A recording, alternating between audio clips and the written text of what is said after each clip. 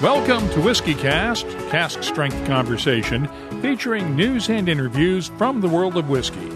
I'm Mark Gillespie. This is episode number 985 for January 2nd, 2023. Hope you had a happy New Year's. Coming up in a few minutes, we're really viewed as a community of whiskey. So if you come see us at the restaurant, you'll see 5 fantastic companies sitting down and experiencing Bardstown Bourbon Company. We carry everyone's product on our bar. So great brands like High West, Bellmead, Kentucky Owl, all of those will come in, we'll share ideas. And what we've done by creating whiskeys for 30 different companies is we can take all the learning and best practices and apply them to our own products. Bardstown Bourbon Company is taking a different approach to making whiskey.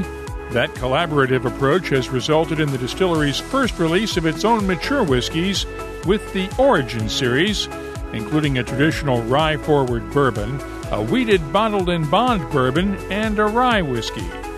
Dan Callaway heads up product development at Bardstown Bourbon, and he'll join us later on WhiskyCast In-Depth. I'll also have the What I'm Tasting This Week department, some of your final drams of 2022 on your voice, and much more. All on this first episode of WhiskyCast for 2023.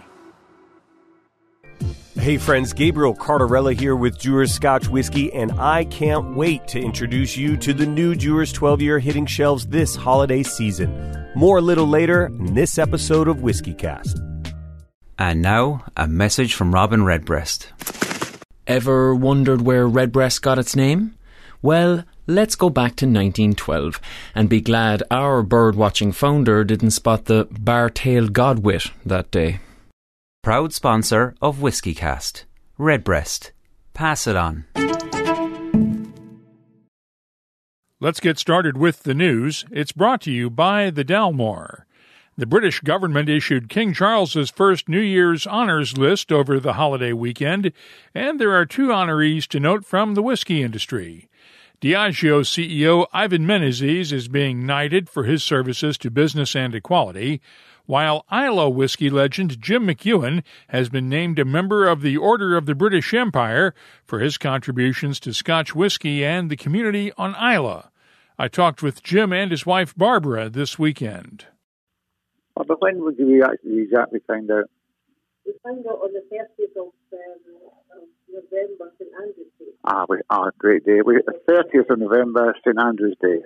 Very apt. But my wife's editing in 1 year. We were sworn to secrecy. We weren't allowed to have a press embargo on it because there's lots of people getting the awards, you know. So we're told by the palace to keep it under wraps, which we did. But the word is out now, and yeah, it's great. Lots of people are phoning in. And yeah, from the government. I went to a local store today in Beaumont to buy some groceries, and I couldn't get out of the store. Everybody wanted to shake my hand and say congratulations. It's absolutely incredible. You know, well, you deserve it. Well, I would like to think so. You know, it's a great award, a great honour, of course. And without Barbara's help, I would never have done it.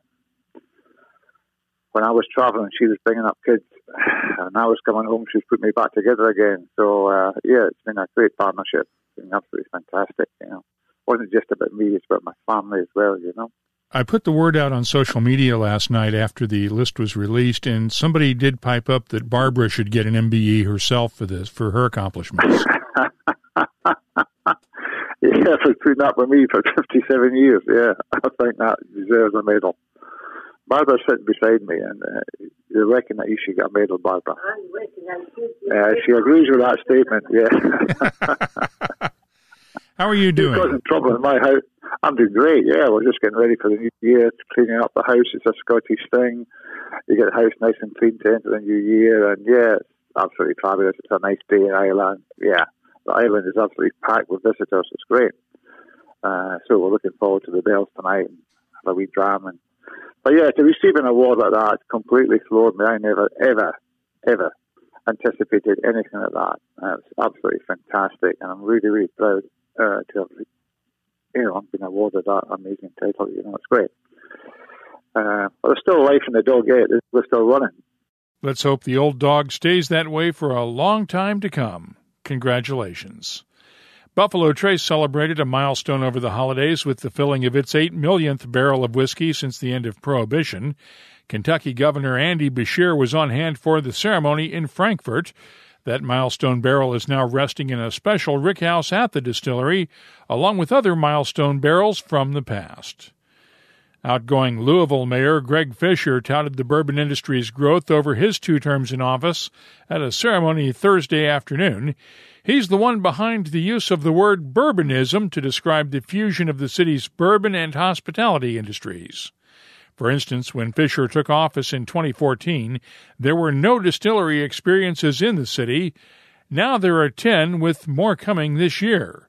The city welcomed 12.7 million visitors back in 2011, and Fisher credits the bourbon boom with helping to grow that to 19 million in 2019 before the pandemic.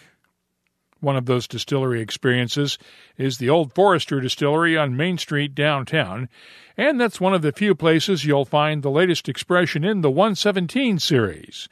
Old Forester Extra Extra Old takes the 1910 bourbon and matures it in a second barrel for 24 months. The 1910 bourbon commemorates the 1910 fire at the distillery, when a batch of mature whiskey ready for bottling had to be re-barreled to get it out of the building because of the fire damage. Extra Extra Old is available at the distillery and the Old Forester online shop and at select Kentucky retailers. By the way, Old Forester has named Jackie Zykan's successor as Master Taster.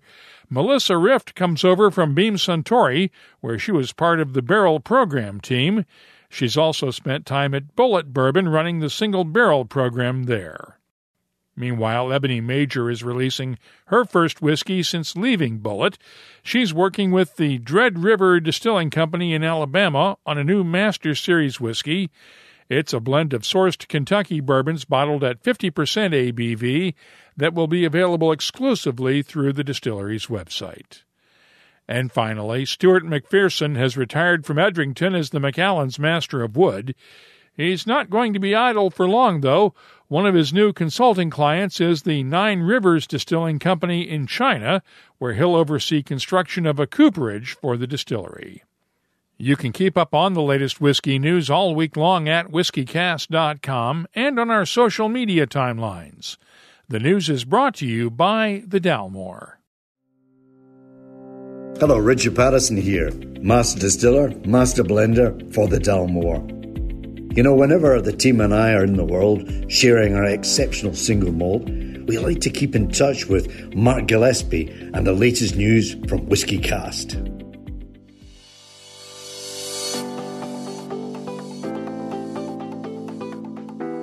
Time now for the WhiskyCast calendar of events, and since it's the start of a new year, I figured we'd go through dates for a few major events in the first half of the year, just in case you want to make travel plans. Of course, the Victoria Whiskey Festival starts off the year January 19th through the 22nd in Victoria, British Columbia. The Bourbon Classic is February 22nd through the 25th in Louisville. Whiskey and Barrel Night New York is on March 9th. Whiskey Live London is April 1st, and the Spirit of Speyside Festival runs from April 26th through May 1st in Scotland. Beigil, the Islay Festival of Malt and Music, starts on May 26th and wraps up June 3rd on Islay. If you're organizing a whiskey event, please let us know about it. We'll add it to the calendar at whiskycast.com. And now, a message from Robin Redbreast. Kentucky and Ireland have plenty in common. 2 homes of horse racing. Bluegrass music is said to have Irish roots. Okay, it's not the longest list, but the Redbreast Kentucky Oak Edition only strengthens the bond. Finished in sustainably sourced Kentucky oak for a captivating nose and round taste. I see a triple crown in this thoroughbred's future. Proud sponsor of WhiskyCast. Redbreast. Pass it on. WhiskyCast In-Depth is brought to you by Mortlock and the Classic Malts lineup. Bardstown Bourbon Company started construction 10 years ago and never really stopped to take a breath. It's arguably one of the fastest-growing distilleries in the industry and is now releasing its own mature whiskeys for the first time with the Origin series. Dan Callaway heads up product development at Bardstown Bourbon, and we caught up on a Zoom call recently. Let's start off by talking about the Origin series. This is your first line of bourbons that you guys have distilled yourselves, right? Correct. So Bardstown Bourbon Company, we started distilling in September of 2016. So we're one of the newest distilleries on the trail. We've since quadrupled in size, but since its inception, our goal has been to release a quality aged product. And we wanted to wait till it was 6 years so we could really balance those grain notes with the oak notes and hit just a beautifully 100% estate distilled product. And it, like I say, it's going off the line today. So we'll have a core bourbon, a wheated bourbon, and then a rye, all Kentucky straight bourbons, grain to glass right here at Bardstown Bourbon Company. What does it mean to you to actually have your own whiskey in a bottle now? It's incredible. For the whole team, it's incredible. We're up to close to 200 employees here, and everyone's goal and their mindset has been to think about how to make our best possible whiskey right out of here. So everyone's got a smile on their face in the building today. It's just been an incredible realization of a long-term goal. And these barrels were laid down right after the distillery opened by Steve Nally, right? Correct. So September 2016, Steve Nally, Bourbon Hall of Famer, 50 years in the whiskey industry, former master distiller at Maker's Mark. The one that really has Steve's signature on it is the wheated bottle and bond. Coming from Maker's, he's known as the Wheat King around here in Bardstown. And that one, I think he's especially proud of. You've also got Nick Smith, our head distiller over from Jim Beam, really oversees the day-to-day operations. He's been actively involved in that secondary grain of rye in the mash bill, a 36% rye. And then we've used a lot of blending and innovation on the 95% rye that'll be finished in cherry wood barrels. Really unique, forward-thinking expression. So the three together comprise the Origin series. And that cherry wood barrel, that's unusual because you're using alternating bourbon staves and American oak and toasted cherry wood, right? Yeah, you've done your homework. You're exactly right. So the cherry wood, to me, we're the forefront of innovation at distillation. We make 54 unique recipes. We're the most innovative distillery in the U.S. What we were looking for is similar innovation on the barreling side. So we went to West Virginia Great Barrel Company. They created for us a magnificent blend of American oak and toasted cherry wood, alternating staves. And then when you put a liquid for a secondary finish, often there'll be too much tannins, too much grip. What this does when you do an infrared toast, so no flame, literally light that just gives it a nice rich toast all the way down, takes about 15 minutes, gives it all the flavor, but less of that tannic grip. So we put a 95.5 in there at 6-year age statement, finished anywhere from 6 weeks to 6 months. We'll blend it all together at the end. How has it been balancing your own needs for these whiskeys with the contract distilling you do? As you point out, you make 54 different recipes and you make those for a lot of other people. Yeah. How do you balance it? Well, I'll start by saying we're really viewed as a community of whiskey. So if you come see us at the restaurant, you'll see 5 fantastic companies sitting down and experiencing Bardstown Bourbon Company. We carry everyone's product on our bar. So great brands like High West, Bellmead, Kentucky Owl, all of those will come in, we'll share ideas. And what we've done by creating whiskeys for 30 different companies is we can take all the learning and best practices and apply them to our own product. So there's really this two-way street of information, as take a brand like High West, where they can come in and it's like a chef using our kitchen. Then we can talk about flavor profiles and their approach to bourbon, and really just it's this open community of whiskey. But at some point, don't you cannibalize your own sales by? Good question. I don't think so. I think it's really a sense of rising tides raise all ships, right? We could have built this distillery in Miami or San Francisco. It was an intentional decision to build it in Bardstown, Kentucky, surrounded by the history of bourbon. There's 11 distillery experiences within 16 miles of Bardstown. We wanted to immerse ourselves with this bourbon culture and be a modern take. There's such an incredible runway for bourbon right now. I mean, if you think about the international markets, I think we're at the very beginning here.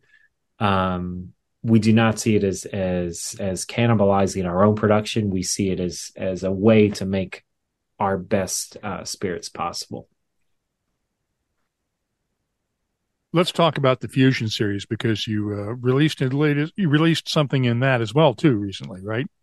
Yeah, so Fusion just released its ninth iteration. The interesting and somewhat bittersweet part about Fusion is it's going away now. Fusion was always intended to pave the way for the Origin series. It was a way to taste the flavor from our still at, say, 3 and 4 years, balanced. It was 70% our young whiskey, 30% sourced. So it was a way to taste our youthful flavors balanced with kind of the oak and smoke of 12-year. Now that we have our own core product, we're going to retire the Fusion. I hope to bring it back in about 4 or 5 years, where it can be a fusion of our BBC aged product with younger BBC product. Because I do think there's something to that blend of the younger and the old. How is the expansion going? Because you've noted you've expanded and quadrupled since construction started back in, 10 years ago almost. Yeah, 10. You're right. We've had a weekly construction meeting every Wednesday. We've had, led by Busick Construction, who does almost all the rick houses here in Kentucky. We were the first distillery they built, and we've had a standing Wednesday construction meeting. We say never stand still here. We're always growing, always evolving. We're at 7.3 million proof gallons annually. In 2024, that'll go up north of 10 million proof gallons. We've just purchased a bunch of land across the road where we can add more rick houses to add onto our current 14. And most importantly with this growth is we've purchased a fantastic brand that really balances the modern approach of Bardstown Bourbon Company. This is DSP KY10, so the 10th oldest distillery in Kentucky, Green River. We picked them up this year, where we're innovation, their history and tradition. And we're going to do great things here with Green River, based out of Owensboro, Kentucky.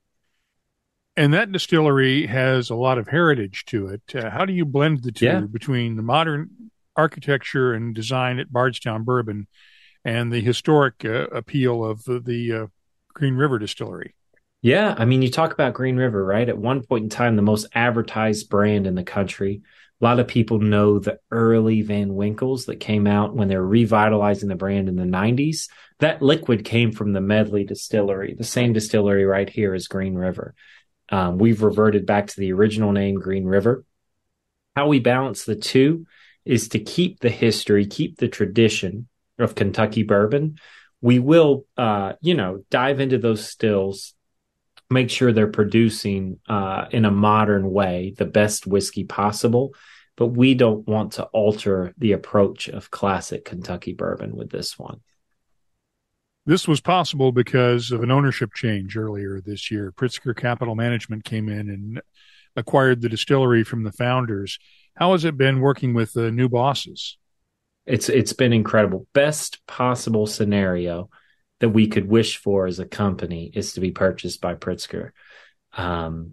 What they do, often you'll see a large spirit conglomerate come in, And what they'll want to do is clean house, essentially, and take something that was moving well and manipulate it or alter it for their own needs. What Pritzker Private Capital has done is to let us continue in our vision, keep expanding, but give us the financial backing to say, add another still, do the expansion, add more rick houses, but let us be ourselves. I still feel like it's a tiny team here. It's a small team making big decisions. The acquisition from Pritzker has not changed that.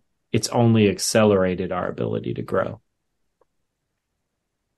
How has the contract side of the business grown over the last few years? Because we see more and more brands coming out that are distilling with you guys, everything from Brad Paisley's bourbon that we talked about earlier this year to any number of, you mentioned High West earlier, and I know Milam and Green has done some stuff up at your place and other folks have.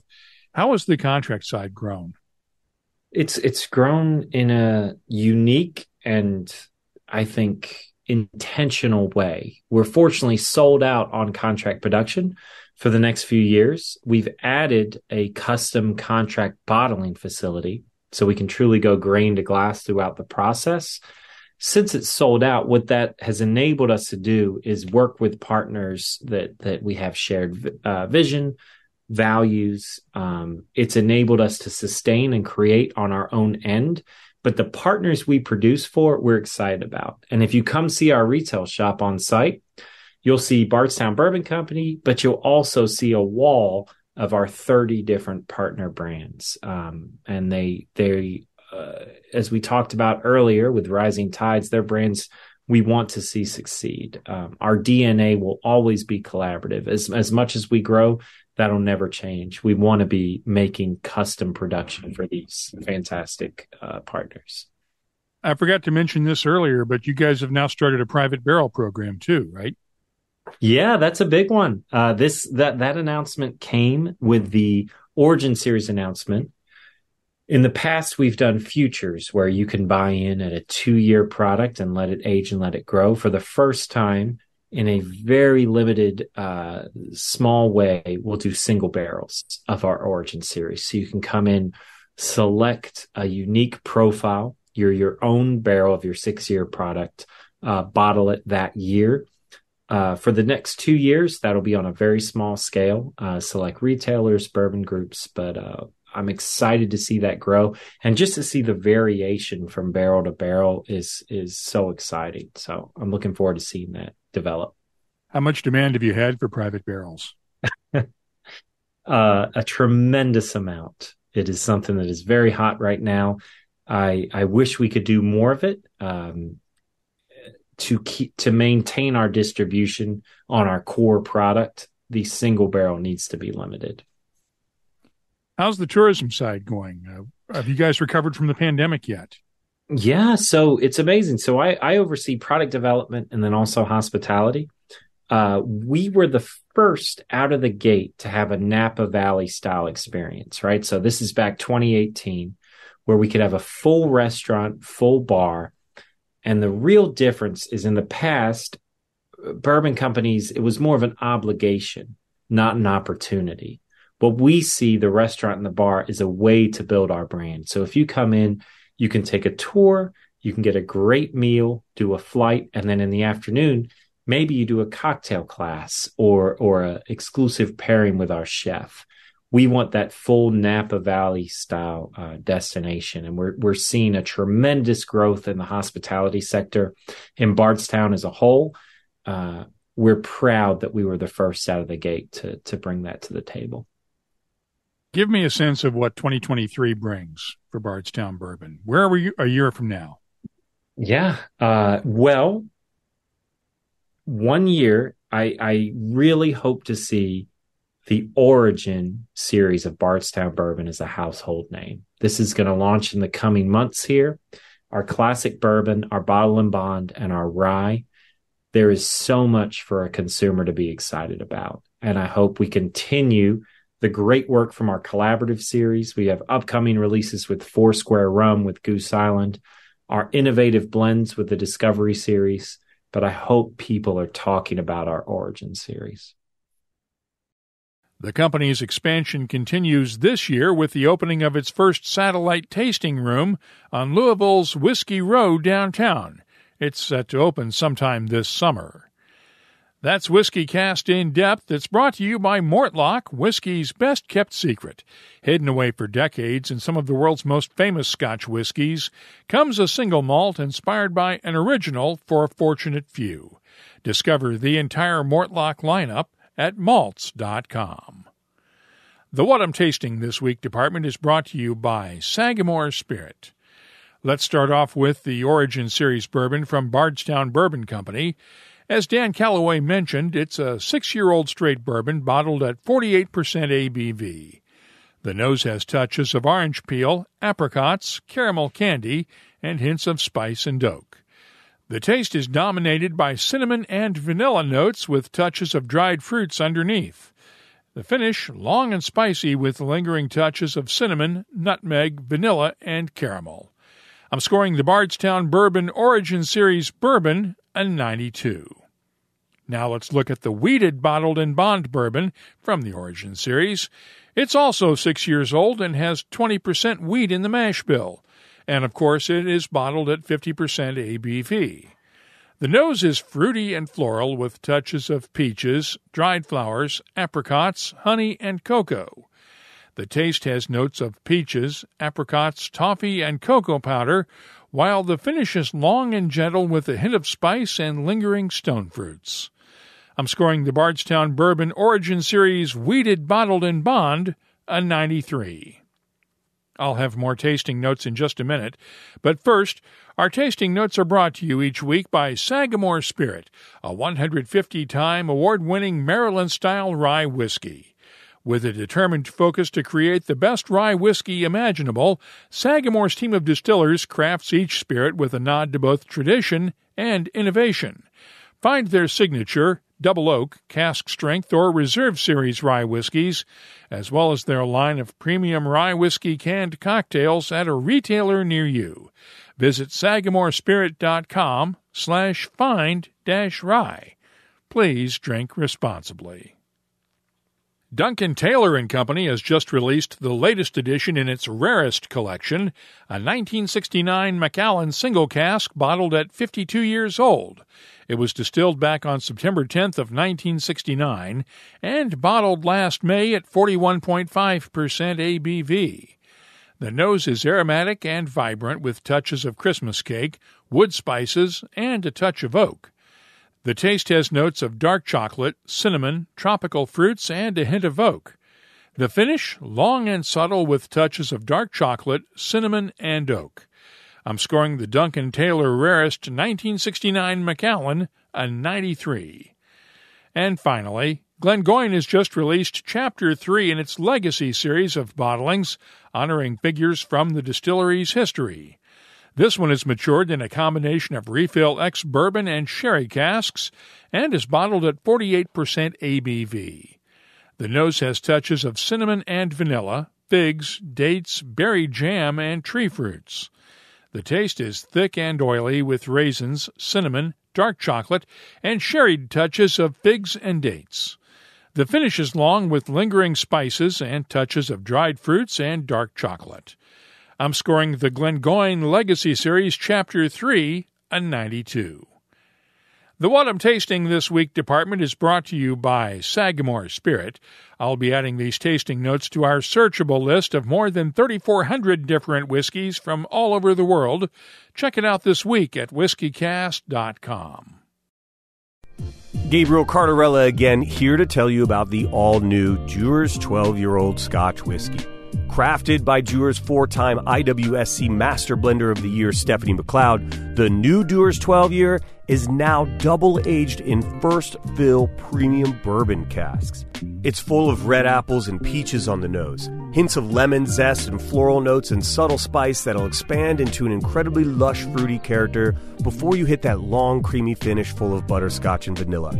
It's no wonder that Mark and the good folks at WhiskyCast gave this whiskey a 94-point rating.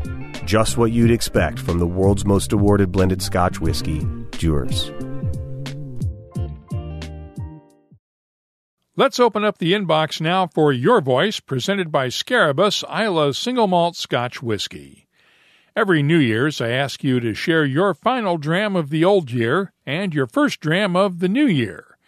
My final dram of 2022 was Red Spot Irish Whiskey, and my first dram of 2023 was the Duncan Taylor 1969 McEwan that I mentioned a couple of minutes ago. GB tweeted this: "Dead serious, had my wife choose my last dram for 2022, and she also chose Red Spot for me." Well, she has very good taste. From Christopher Glenn, Single Cask Nation's Virginia Distilling Company Sherry Butt will be my final dram of the year, and I'm likely to have Lafroig Forwood as my first for 2023. Juan Cruz picked Jura 18 and Johnny Walker Gold Label Reserve as his final drams of the year, and had not picked a first dram yet because of travel plans. Ross Galbraith tweeted this: "Final dram of 2022 was a Balvenie Signature 12.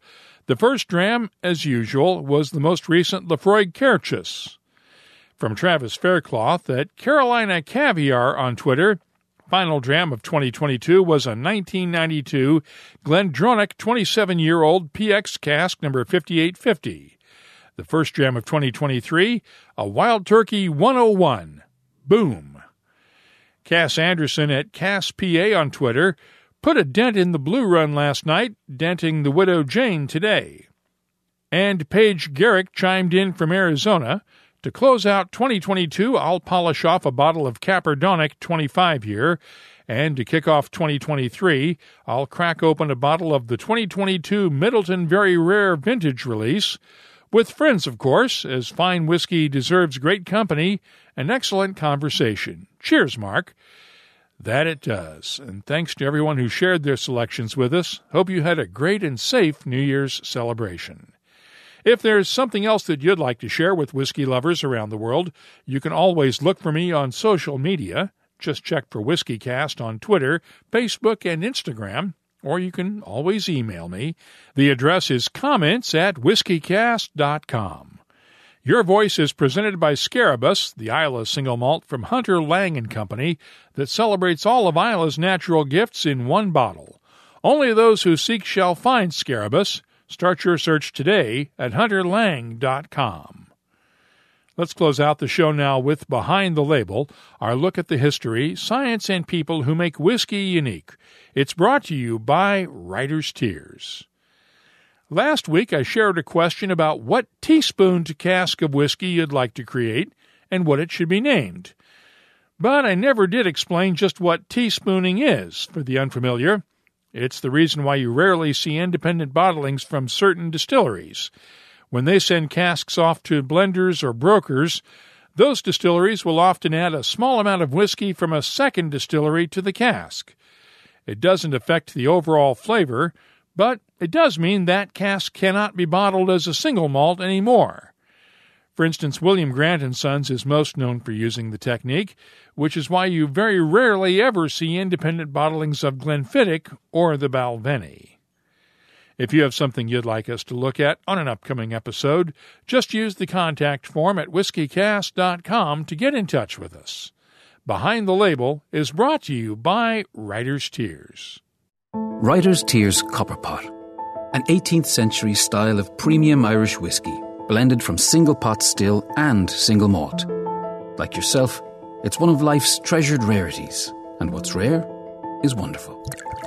Writer's Tears Copper Pot. That's all for this edition of WhiskyCast. You'll find links for the stories in this episode in our show notes at whiskycast.com. That's also where you'll find the latest whiskey news, my tasting notes, the calendar of events, the whiskey photo of the week, and, of course, a complete archive of past episodes going all the way back to 2005. You can always get in touch with us on Twitter, Instagram, and Facebook at WhiskyCast. The email address, comments@whiskycast.com.